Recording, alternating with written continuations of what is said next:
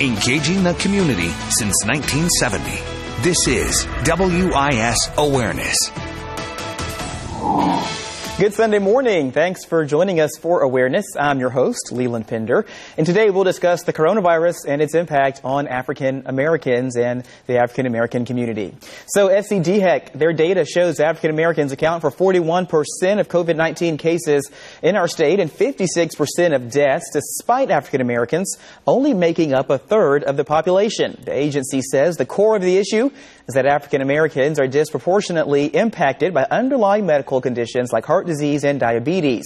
DHEC says it is ramping up efforts in minority communities by working with churches and increasing availability of public health data and sending rapid testing machines sent to the state by FEMA into mostly minority communities. And so for more discussion on this, I am joined by Dr. Helmut Albrecht, an infectious disease expert with Prisma Health. Good morning, Dr. Albrecht. Thank you for joining me. Good morning. Thanks for having me. Absolutely. So, of course, now we know definitively that African Americans are facing higher death rates and falling ill at higher rates due to COVID-19. And this, of course, warrants attention and fixing of problems that lead to these worse outcomes. But my question is, and I don't think I've heard this kind of discussed anywhere yet, is this actually surprising? Unfortunately and tragically, communities of color historically and presently continue to experience ongoing inequity in many areas, not just health and wellness. So why would this be any different? I think that's exactly it. This is one other disease that takes advantage of the disparities and the health inequities that communities of colors face. And so early on, some misinformation began circulating that some accepted as fact, saying that African Americans were unable to, or certainly less likely, to contract coronavirus. Can you describe any challenges that's presented for people like you, healthcare workers, when you've been treating patients for this disease? Well, if a patient is convinced, or a part of the population is convinced that they are less susceptible to the disease, they will take less precautions. And that's been going through social media, including some of my friends that should know better. And it's resulted in the same issues that we, for instance, had in HIV, where it was a white gay male disease. And then the communities of colors paid the price for that, for not getting access to tests, to treatment, and those kind of things. Can you tell us more about what doctors and medical professionals are, trying to do right now to kind of get the truth out there about this, not just to African Americans and other minority communities, but everyone that, really no one is immune to this, and we should all be taking the proper precautions? This is a cold virus. This will affect everybody. It's an equal opportunity infector and will infect anybody who will not heed the precautions that we advise everybody to do. And it's truly everybody that can get infected. And of course, we're seeing that, this effect on the African American community. Is there anything within the medical community that's been highlighted by this situation as far as, health care and health disparities? I think this is a multifactorial, societal, socioeconomic, medical thing. I think in the medical community, there is even some concern that there are certain genetic traits may be actually adversely correlated with this in communities of colors. And we won't have those data for a while, but I would be very careful saying that you can't get this for some part of the population that you're in. It's certainly not only in our state, but in virtually every state in the U.S. We have a disproportionate disease percentage affecting communities of color. Yeah. I want to ask you, so of course, some conditions, when you think about those underlying conditions, I imagine some of that, as you just mentioned there, can be attributed to heredity or maybe genetics. But if talking to the community, what are some things that we could and should be doing to lessen the likelihood of us contracting some of those conditions and just generally, living better, healthier lives, just in case something like this does come along, we're not at a higher risk than the majority population? So lung disease, heart disease, diabetes, obesity, other factors that affect your risk for this disease, you can control those. Access to care, access to health care is critically important to get these underlying conditions that can worsen your outcome for COVID need to be addressed. They needed to be addressed before COVID, but they certainly need to be addressed more if this comes back next year. If you have your heart disease, your lung disease, your diabetes under better control, you will do better if you get infected. Thank you so much, Dr. Albrecht, for your time and answering a couple of questions this morning from the medical perspective. We certainly appreciate it. All right, and after the break this morning, we'll speak with the president of Columbia's Urban League to get some thoughts from the community perspective. We'll be right back. We asked real customers what they really love about Spectrum Internet and TV. Spectrum Internet has the fastest speeds for everything I do. There is no turning wheel. It's immediate. Spectrum is the fastest. Bam. Get the fastest download speeds with the most reliable performance with Spectrum Internet, delivering starting speeds of 100 megabits. That's more than enough for all your devices for $44.99 a month. Call 833-906-4499. I can't get over how much on-demand Spectrum has. I can literally watch a new movie every night. Boom. This is my position all day. I got all my shows, and he's got all his shows. With the Spectrum TV app, I can watch live TV anywhere. It's perfect. Add Spectrum TV and enjoy more free HD and more free on demand. Plus, use the Spectrum TV app to watch live TV on the go, all from $44.99 a month. Call 833-906-4499. The fact that they don't have contracts, that says a lot about their service. I love it. Get Spectrum Internet and TV from $44.99 a month each with no contracts. Call 833-906-4499 today. Attention.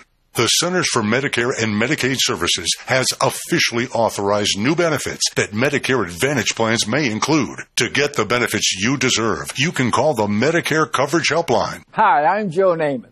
If you're on Medicare, this is important information. I called the Medicare Coverage Helpline and they instantly looked up my coverage. In this one simple call, they offered to enroll me in a plan that includes rides to medical appointments, private home aides, doctors and nurses' visits by telephone, and even home-delivered meals. The plan also includes dental, vision, hearing, and prescription drug coverage, all at no additional cost. Don't delay. Call to see if the new benefits are available in your area. Call the number on your screen now. It's free. Call 1-800-973-1161. That's 1-800-973-1161 now. And good morning and welcome back. I'm now joined by J.T. McLawhorn, president of the Columbia Urban League, as we continue our conversation this morning about COVID-19 and its impact on the African-American community. Good morning, J.T. Good morning, Leland. How are you? Doing very well. Thanks for joining me this morning. And first question I want to ask you is, talking about the misinformation that kind of got out early on when the outbreak first began about African Americans not being able to contract COVID-19 or the coronavirus. How did that spread? Where did that come from? And why do you think people kind of latched on to that in some cases and believed it? Well, I think it was just a deception to try to really push African American off their game, in essence, for people to become naive and feel that they were somewhat immune from this most infectious disease. So, I mean, I think you have all kinds of things out in our society that's trying to undermine African Americans. I think this was just another scheme to undermine African Americans, to distort the truth, to mislead them, and thinking that they were safe when they were not safe. And how do we get away from that? Because, I mean, I'll be honest, among my family or people I know, that certainly wasn't something that, I was circulating. I learned about that when I was doing and watching the news, that was even out there. So when we see that information kind of start to spread in a certain community, how do we get to it right from the start and stop it, or at least just, put the truth forward? I think we have to go to credible sources. I think a lot of information we receive on social media is incorrect. It's designed to mislead you. I think we have to go to credible organizations like the Center for Disease Control and other places where you can get accurate information, whether it's the National Institute of Health, either the Medical University of South Carolina, or either DHEC. There are reputable sources that we must look at to examine the facts. We cannot use social media as reliable in many cases. And so, of course, that's great information and very true. But when you think about this virus and the impact it's had on our community, what do you advise people to do, like once they do have the truth? How do we get out among ourselves to inform each other? Well, I think, first of all, our institutions, particularly our healthcare institutions, have failed miserably in providing equal access to African Americans and other underserved populations. We have been talking about health disparities for the past 20 years or so. I recalled in 1988, the Columbia Urban League in the state of Black South Carolina put forth an agenda, and that agenda was that we must have a department in government, specifically at DHEC, that will focus primarily on closing the disparity gaps with African Americans and other minority populations. About 6 years ago, that particular division was eliminated. So I think what we need our institutions that have primary responsibility to serve the citizens, all citizens. We need to make sure that they're doing what they need to be doing. When it comes to testing, very few African Americans have been tested. And that's really important because once people are tested, they know where they are. And then if they are not tested, they end up taking those viruses, taking that virus back to their families and communities. And JT, I want to ask you real quickly about small businesses, especially those that are minority owned this morning. Of course, we have the Paycheck Protection Program as a part of the CARES Act that has come out from the federal government. But we now know that money has run out at this time and has not been replenished by Congress just yet, as Republicans and Democrats both want that. But Democrats are trying to tie some restrictions to the second round of relief that would ensure that minority owned businesses and others that are traditionally disadvantaged in this space get or ensure money flows to them and they get relief as well. But Republicans aren't going for that right now because of what they call the dire need and state of this program in our situation. So it's not like they're saying no, but they're certainly saying not right now. So what do you make of that? What do you make of the politics of that right now? Well, I don't think it's anything different than how politics has always been. We have never gotten a fair assessment. We have never got fair treatment for things, and there have been a lot of complaints from many minority business people that they didn't have access to lending institutions, particular banks, to process those loans for them. Many times they were told that these institutions are only dealing with their customers. And many minority and African American business people were not in that environment because a lot of times it's easier for minority business people to get finances on the secondary market rather than going through banking because sometimes it's so difficult and very challenging for them to get through the process. Right, and talking about some more of those challenges, of course, African Americans, just kind of historically and traditionally, minority groups rather, have access or lower access to capital, lower access to banking, or just have weaker banking relationships than their counterparts.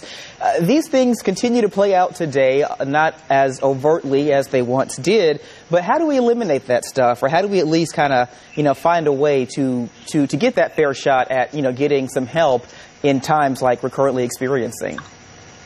It's amazing about the cycle of equal opportunity and the cycle to eliminate disparities. I recall several years ago, probably 15 years ago, major banks were doing outreach to minority business people, particularly the African American community, to get them engaged in banking, to walk them through the process. There were a lot of things that we were doing years ago, but somehow after the election, President Obama, people began to think about a post-racial society, a post-racial society. And a result of that, people start thinking and start really initiating plans to be more diverse and be more inclusive somehow. I think we have to leadership have to call on these financial institutions, and they need to sit down with business people and to discuss how they can be more engaged with the business communities.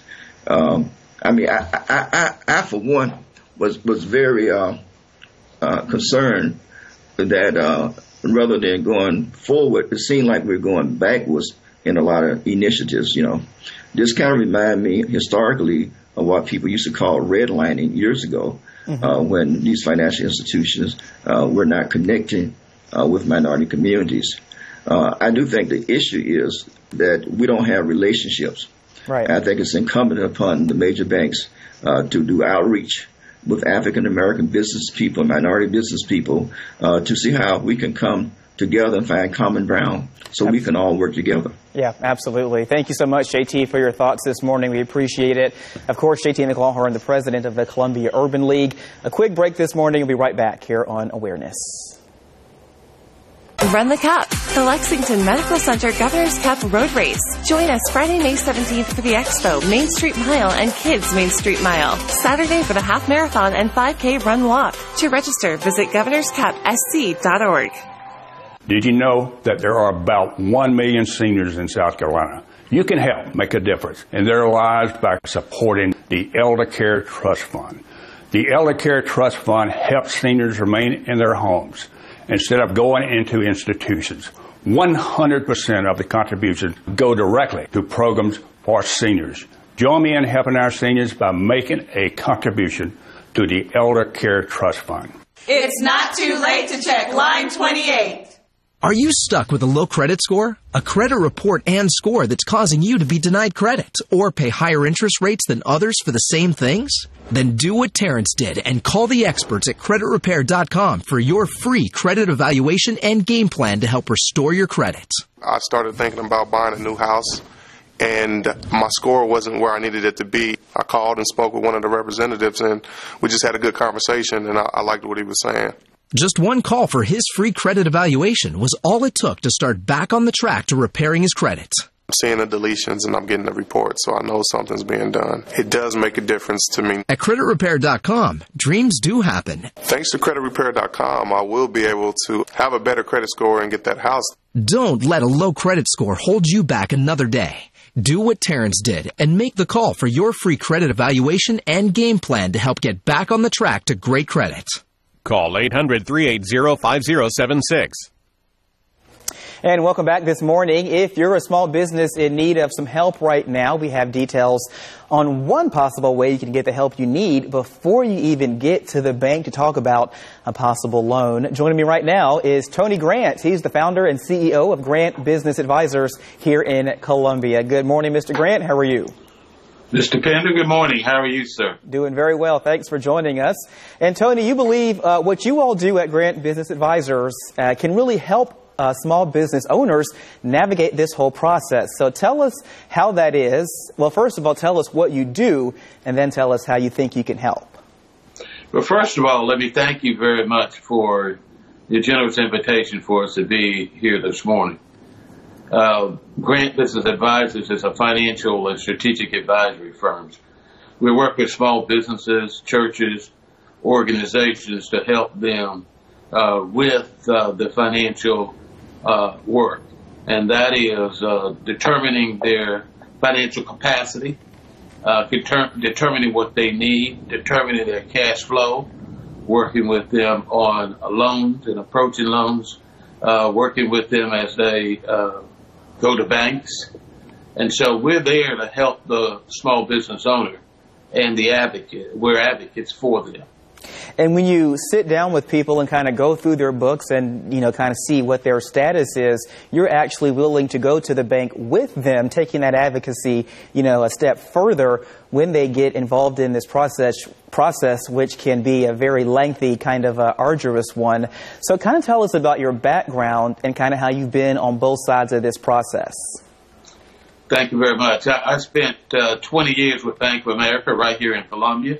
Started as a loan officer. I was a regional exec for Bank of America. And so I've been on that side of the equation where, as a loan officer. I also was a regional executive for Bank of America. I ran the commercial lending for about 6-7 counties. Moved to Charlotte. I was chairman of Asset Quality Review for Bank of America.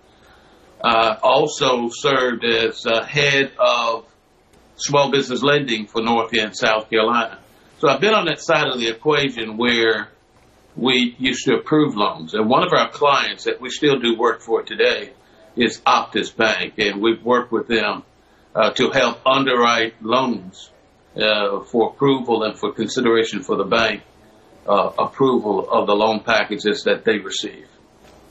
And so, of course, you work with all kinds of clients and people, but I want to ask you one question when it specifically comes to minority-owned small businesses.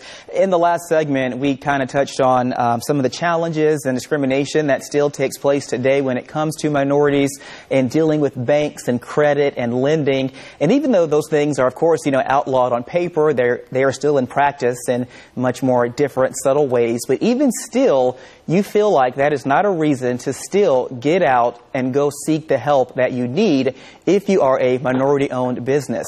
What's your recommendation for someone to navigate that process and those challenges? Well, I'd be very naive to tell you if those things still don't exist. But one of the things that prayerfully could be a benefit to them is I've worked in this space. I've been in this lane for over 37 years, nearly 38 years. And so I've worked with a lot of these lenders. It'd be a little difficult for them to tell me about a deal that I'm advocating on paper, that we can express what the borrower's needs are. It'd be a little difficult for them to tell us that if the deal doesn't hold up. Now, they do disapprove loans, so we're not saying we get 100% of them approved, but we do get a huge percentage of them approved. So when we find those types of examples that exist, we work through them. And I will tell you that the lending industry has worked very hard to move away from that. And they're very considerate of those things, of doing the right thing, having been in the industry for 20 years. Absolutely. So now I want to ask you about our current situation with the Payment Protection Program and the CARES Act. We now know that program is kind of on pause for now as money has run out from the federal government to continue to help people. So at this point, if you are a small business and you did not gain access to that help from the federal government while it was available during this pandemic and before a second relief wave of money comes through to keep it going, what do you do right now if you still need some help and your financial situation isn't so great? Well, I do think it is incumbent upon the business owner to seek help. Find someone that can help them. A lot of times the business owner receives financial information. However, they need someone that will help them interpret that financial data. That's what we do. That's our lane. That's what we do every day. And so they need someone to help them interpret the data that they're receiving. And if their income has been reduced, if there have been some challenges, they need to approach the bank. Don't wait. Go to the bank. However, when you go to the bank, you need to go to the bank with a plan, and you need to know what to ask for. And we feel that that's where we can help you. Having them have a plan, devise a plan, know what to ask for, looking at the trends. So we would analyze their financial data for the last 3 years. We look at the interim financial statements. We would annualize their financial statements, and we will help them understand where they are. Particularly if they've lost contracts, then we need to take that in consideration and make certain that the banks are aware. In addition to that, the banks are doing some deferrals of loans and loan payments. They need to know what to ask for in approaching the banks. All right, some great information and great advice there. Thanks for taking some time to kind of go through that and help out some folks who need it. If they want to reach out to you and maybe learn more or talk further beyond what we discussed here this morning, real quickly, how can they do that? Let me give you an email address, atgrant58@gmail.com, atgrant58@gmail.com. Thank you so very much, and we're very grateful, and thank you, WIS, for all you do. Get the word out. Absolutely. Thank you so much, Mr. Grant. Another quick break here this morning on WIS Awareness. We'll be right back. This is the kind of card that has America talking. With it, people with Medicare are getting all-in-one coverage for their doctor visits, hospital care, prescription drugs, and more. This kind of insurance, called Medicare Part C, may also cover dental care, eyeglasses, hearing aids, fitness programs, vitamins, even healthy meals and rides to the doctor. With this kind of coverage, you do not need a Medicare supplement insurance plan. You will access your benefits through your Medicare Part C plan for one low and oftentimes $0 monthly plan premium. You deserve to get the most from your Medicare benefits. Call now for free information that may help you get more coverage for less money.